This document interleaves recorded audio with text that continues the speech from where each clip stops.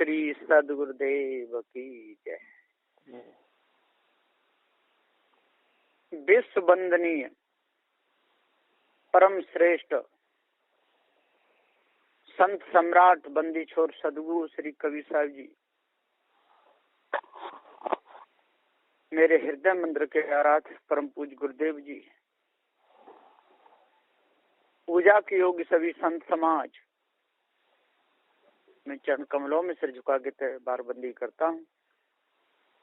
बोलिए श्री सद्गुरुदेव की जय।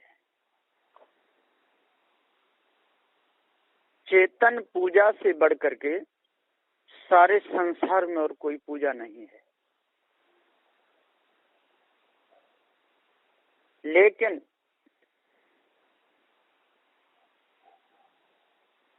जिसकी पूजा की जाए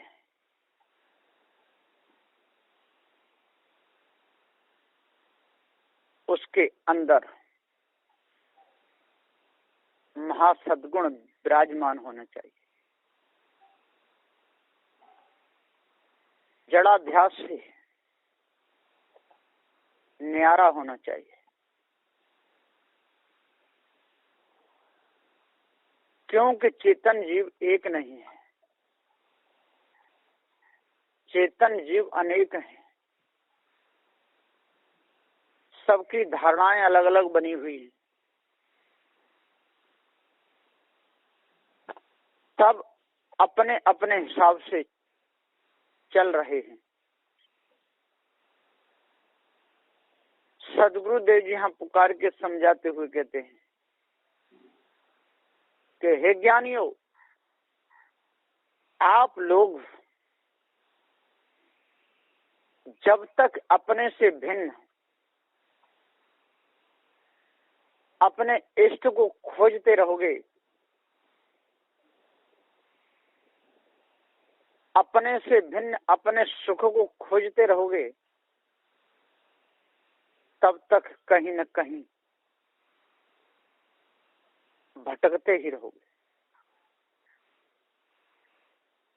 और यदि भटक मिटानी है, अटक मिटानी है, तो निज को जानना होगा। ये चेतन जीव अनादि काल से अपनी ही कल्पना में भटकता चला आ रहा है। इसने अपने आप को जान नहीं पाया। यदि ये अपने आप को जान लेता तो काहे की अटकन और काहे की भटकन और काहे की लटकन। अपने आप को नहीं जान पाया, इसलिए अटकता भटकता लटकता है। और अपने को ये जान ले तो किसी के साथ में कभी जीवन भर छल नहीं कर सकता।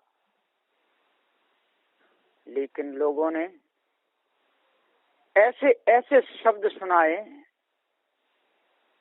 कि सबका हकदारा, सबका निस्तार करने वाला, सारे विश्व संसार को चलाने वाला, जीव को भी चलाने वाला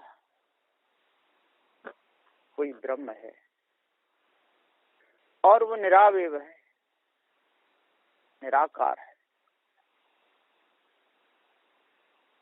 और ये जीव तो उसका प्रतिबिंब है। अब यहाँ विचार करो, क्या कहीं निराकार का भी प्रतिबिंब होता है? ये लोग विचार ही नहीं करते। साकार वस्तु का प्रतिबिंब होता है, सूर्य है, साकार है, इसलिए उसका प्रतिबिंब होता है। चंद्र है, साकार है, वस्तु है, उसका प्रतिबिंब होता है। तारागण है, शाकाहार का होता है प्रतिबिंब, निराकार का नहीं होता।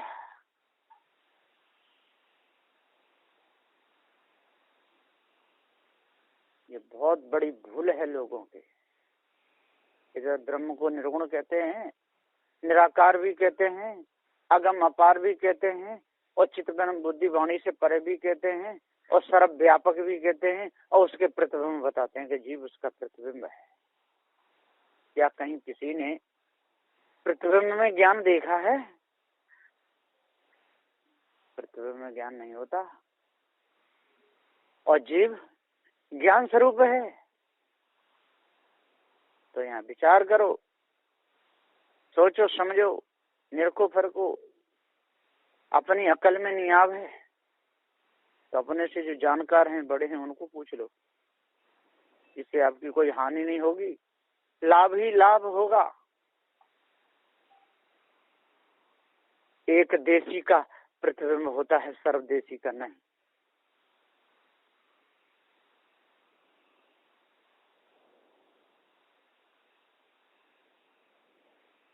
जो अपने आप को जो अच्छे प्रकाश से जो जान लेगा, वो काय को इन भ्रमों में फंसेगा।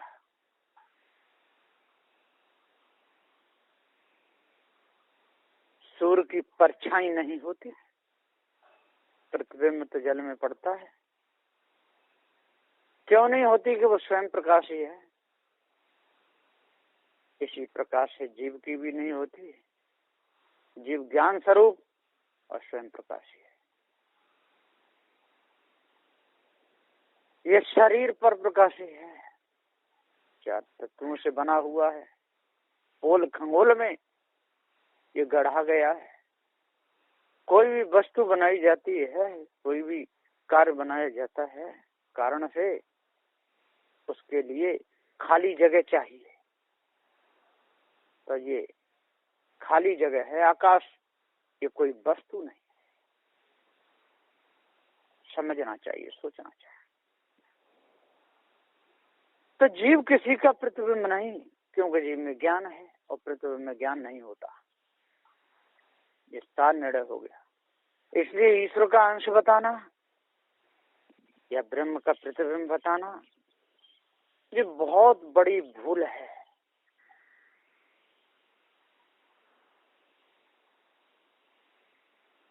लोगों ने कहा कि राम के हाथ से रावण मरा तो मुक्त हो गया, ज्योति निकली और राम में समा। फिर शिशुपाल कहां से आ गया? काहे तन धर ली राम हाथ मर रावण, मुक्ति वर्णन कीन। लोगों ने मुक्ति वर्णन की है। तो शिशुपाल, कंस, राज, हिरण्यकश्यप,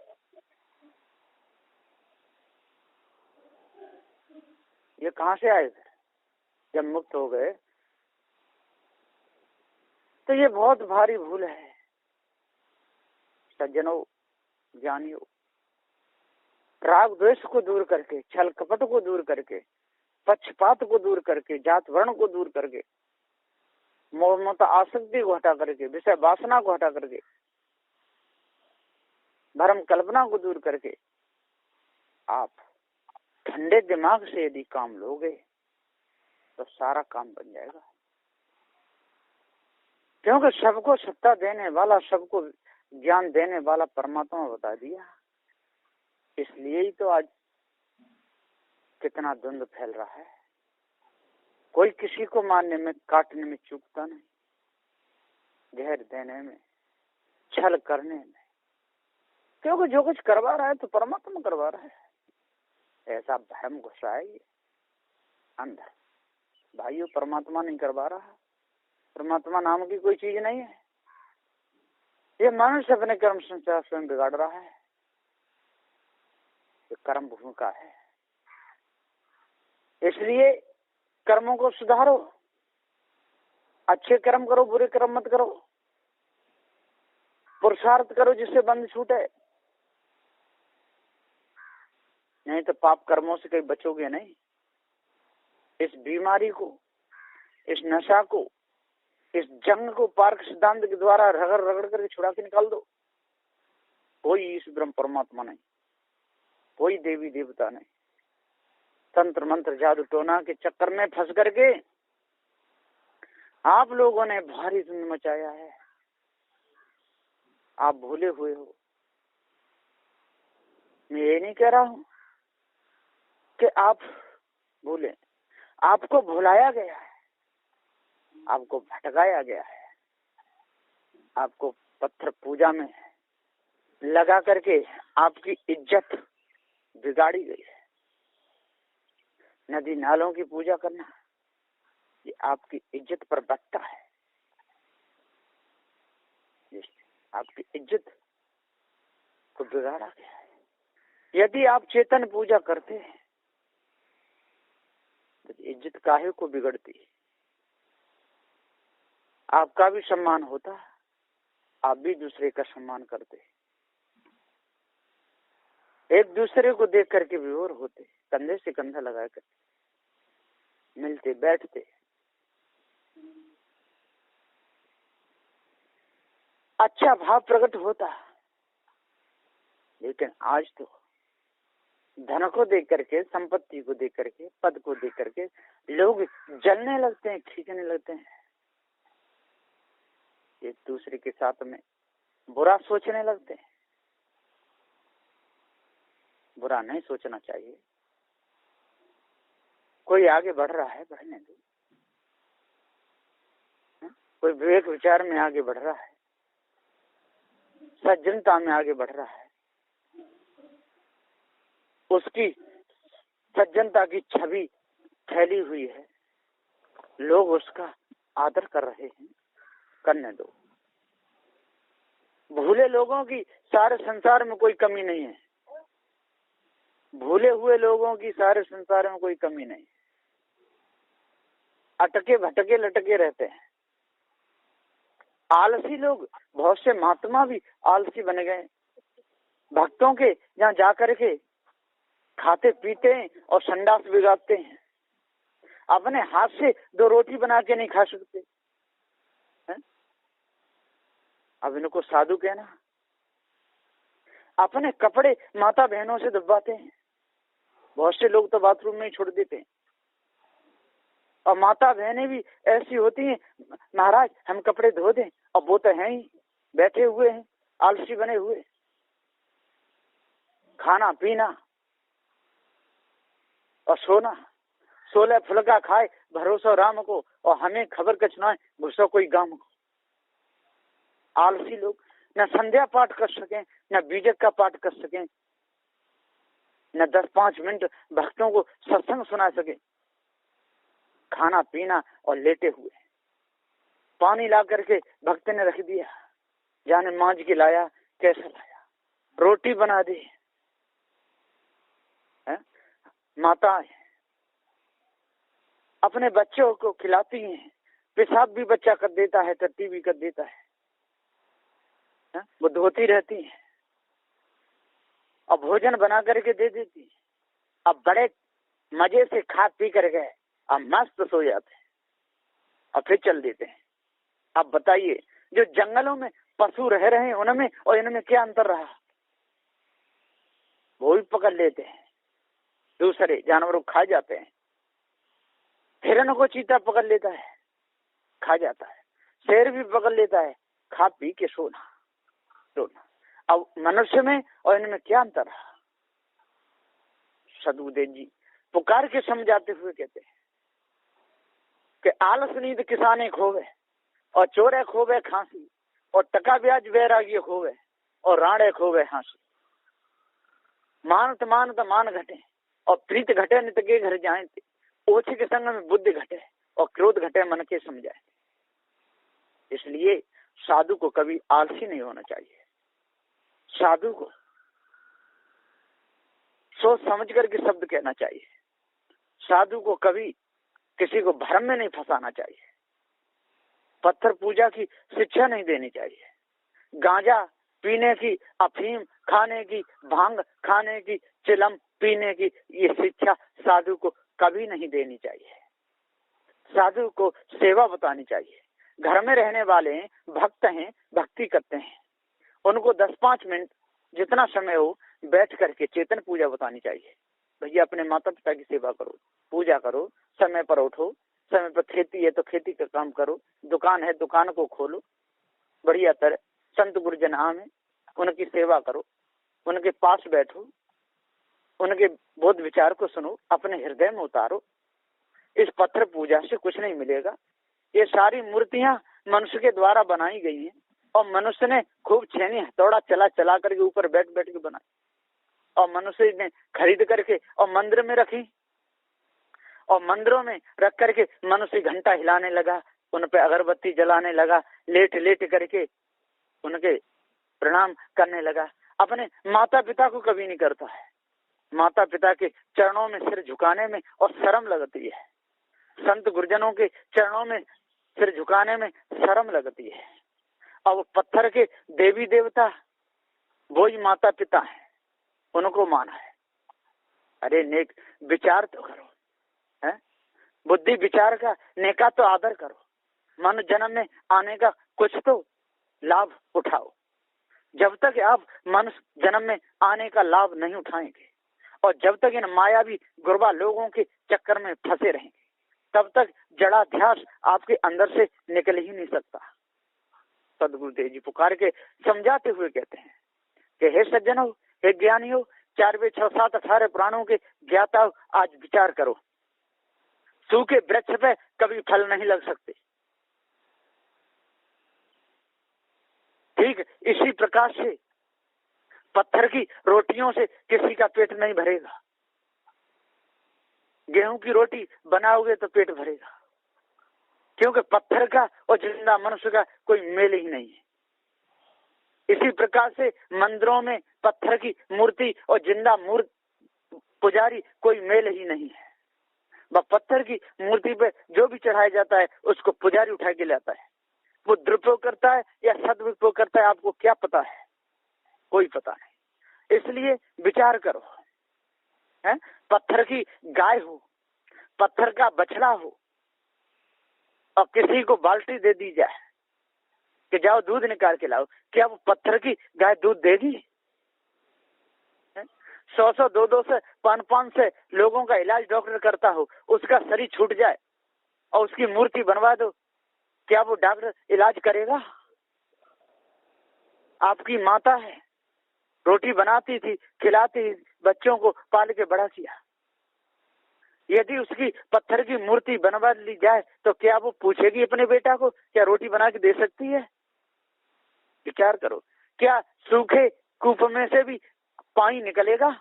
1000 बार बाल्टी को डालो, 1000 बार खींचो, लेकिन एक बूंद पानी भी बाल्टी में नहीं आएगा। ठीक इसी प्रकार से चाहे शंख बजाते रहो, चाहे माला हिलाते रहो, चाहे इस ब्रह्म परमात्मा के गुण गाते रहो, आपका मन पवित्र हो ही नहीं सकता है, क्योंकि ये नाम सूखे कुएं के समान है। कोई इस ब्रह्म परमात्मा संसार का बनाने वाला है ही नहीं। ये चेतन जीव अजर अमर अखंड नित्य स्वयं स्वरूप है। इसलिए आज अपने आप को देखो, अपने आप को जानो, भ्रम को मिटाओ। जितने संपत्ति के पीछे लड़ाइयां हो रही हैं, मठ मंदिरों में लड़ाइयां हो रही हैं, एक दूसरे को चाहते नहीं, एक दूसरे को मारते हैं। क्यों? ये पशु वृत्ति आ गई है। जंगलों में देखो, नेट पे देख लेना, एक पशु को खदेड़ खदेड़ करके मारता है। हाथी का दाव लग जाए तो वो मार देता है, सिंहों का दाव लग जाए तो हाथी को मार देता है ना। ऐसे ऐसे जानवर एक दूसरे को देख ही नहीं सकते। बिल्ली है, चूहे को तुरंत खा जाती है, छोड़ती नहीं। दूसरे जानवर हैं वो बिल्ली को खा जाते हैं, कहीं कहीं तो उस समझ खाने के कीड़े मकोड़ों को भी खा जाते हैं। एक जीव दूसरे को खा जाता है। विचार करो, वही गति यदि मनुष्यों में होगी तो क्या हाल होगा। यहाँ विवेक और विचार की ये भूमिका है, ये कर्म भूमिका है। इसलिए इन मायावी गुरबा लोगों ने सारे संसार को धोखा दिया है। चंद्र सूर्य पर लोटा चढ़ाओ, हनुमान की पूजा करो, शंकर की पूजा करो, लिंग को धो, कैसी कैसी बीमारी सारे संसार में फैलाई हुई है। सबके सभी भूले हुए हैं। जैन मत में देखो, नंग धड़ंग डोमते हैं, कपड़े उतार देते हैं। अरे विचार करना चाहिए, है पशु तो जन्म से ही नंगे रहते हैं। यदि नंगे रहने से यदि मुक्ति हो जाए तो पशुओं की तो सबसे पहले होना चाहिए। इसलिए मनुष्य जन्म में आए हो तो भान करो देह का, विवेक विचार से काम लो, अपनी इज्जत और दूसरे की इज्जत समझो, अपने बड़ों का आदर करो, अपने से कोई बात ना आवे तो बड़ों को पूछो, उनकी सलाह लो, तब वो बताएंगे। यदि मुर्दों से काम चल जाए तो फिर देश के प्रधानमंत्री को पत्थर का बना देना चाहिए, चला देगा पूरे देश को।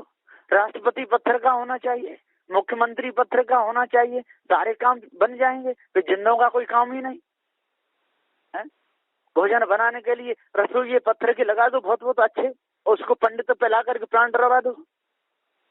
पाकिस्तान के बॉर्डर पे पत्थरों की मूर्तियों को बना बनाए खड़ी कर दो, चीन के बॉर्डर पे, और पंडित को ले जाके कहो भैया इसमें प्राण प्रतिष्ठा कर दे, हमारे देश की रक्षा होती रहेगी। क्या ऐसा होगा? ऐसा कभी नहीं होगा। साधु श्री कबीर साहब का जो उपदेश है वो सत्य का है, न्याय और निर्णय का है। जब तक आप लोग इस न्याय निर्णय को नहीं मानोगे तब तक धोखे में फंस करके और हानि उठाते रहोगे। इसलिए चेतन पूजा को जानो, भ्रम भूल कल्पना को त्यागो, अष्ट महासंव धारण करो, तब पूर्ण शांति मिलेगी। बस इन्हीं वचनों के साथ में मैं अपनी वाणी को विराम देता हूँ। बोलिए श्री सद्गुरुदेव की जय।